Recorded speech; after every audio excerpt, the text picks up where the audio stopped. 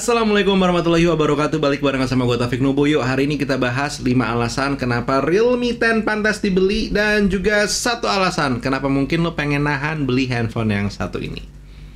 Let's talk about it. By the way, sebelumnya izinkan gue memberikan disclaimer kalau si Realme 10 yang dipegang saat ini oleh gue itu adalah satu buah handphone yang dikirimkan oleh Realme untuk gue pakai, gue coba, dan gue bikin videonya. Tapi sejujurnya untuk video-video seperti ini, Realme tidak bisa menyumbang suara apapun. Jadi clear, ini adalah opini gue sendiri setelah menggunakan handphone ini selama kurang lebih hampir 2 mingguan. Kita langsung aja sekarang ngomongin 5 alasan kenapa si Realme 10 ini pantas buat dibeli. Yang pertama, tentu nggak jauh-jauh dari masalah performa. Realme 10 ini menggunakan chipset Helio G99. Satu buah chipset yang tiba-tiba belakangan ini lumayan digemari ya di dunia perhandphonean. Dan si Realme 10 termasuk adalah salah satu device yang bisa memaksimalkan Helio G99. Diklaim oleh Realme, dia bisa mendapatkan skor Antutu up to 400 ribuan.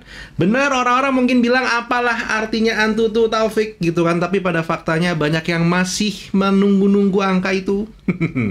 Dan gue pribadi pas coba ngecek skor Antutunya, ternyata hanya dapat di angka 380 ribuan. Dan ini asumsi gue sama-sama menggunakan varian yang 8GB dan juga 128GB gitu ya. Tapi gue pribadi tidak terlalu bermasalah karena seperti biasa klaim dari satu buah brand dan juga hasil yang bisa kita dapatkan itu bisa berbeda. Perbedaannya 20.000. Somewhat ini masih oke, karena gue seringkali mendapatkan perbedaan hasil up to 200 ribuan. Jadi ya udahlah, yang ini masih gue maklumi. Alasan kedua kenapa si Realme 10 ini pantas dibeli adalah masalah harganya. Harganya emang tidak lebih murah dibandingkan dengan Poco M5 yang keluar beda hanya 1 hari. But guess what? Dengan harga yang perbedaannya tidak terlalu jauh, fitur yang dimiliki sama si Realme 10 ini somewhat itu mengcover 200 ribu yang lebih banyak kita keluarkan. Mulai dari masalah layarnya yang sudah menggunakan AMOLED, dan juga nggak ketinggalan chargernya yang lebih cepat. Plus, kalau lo emang pengen lebih full force lagi, Realme 10 ini punya perpaduan RAM 8GB dengan storage 128GB. Alasan ketiga kenapa si Realme 10 pantas dibeli ini adalah masalah layarnya.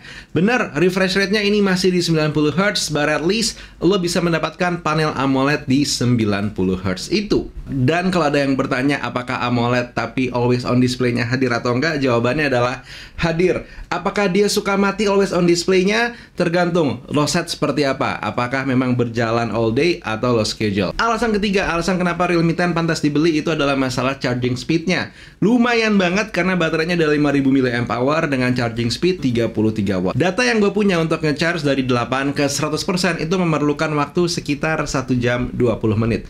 Sekali lagi, bukan yang paling cepat, but somewhat it's okay. Dan alasan terakhir kenapa si Realme 10 ini pantas untuk dibeli adalah desain fisiknya. Warnanya ini ya mungkin emang bukan yang paling bukan yang paling anteng, bukan yang paling simple.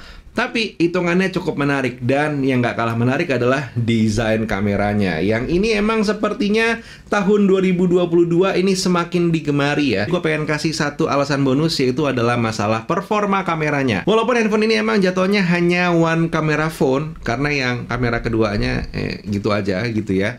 Tapi performanya ternyata udah lebih dari cukup untuk sehari-hari. Bahkan gue sempat bikin reels menggunakan handphone ini, dan ya hitungannya kameranya lumayan untuk departemen video, tapi untuk departemen foto jatuhnya udah oke lah. Dan image range-nya terlihat rentangnya luas, terus juga untuk beberapa detail-detail shot juga masih bisa lo dapetin. Bener, ini mungkin bukan the best dan juga the strongest camera performance di harga 2 jutaan, but it's more than enough mengingat performa dari handphone ini sendiri dan juga strategi pemasarannya emang dikuatin bukan ke kamera, melainkan ke performa. Tapi dengan segala hal positif yang tadi gue omongin, ada satu hal sebenarnya yang membuat gue mungkin menahan-nahan diri tidak buru-buru membeli Realme 10, yaitu adalah kemungkinan hadirnya Realme 10 Pro dan juga Realme 10 Pro Plus di Indonesia.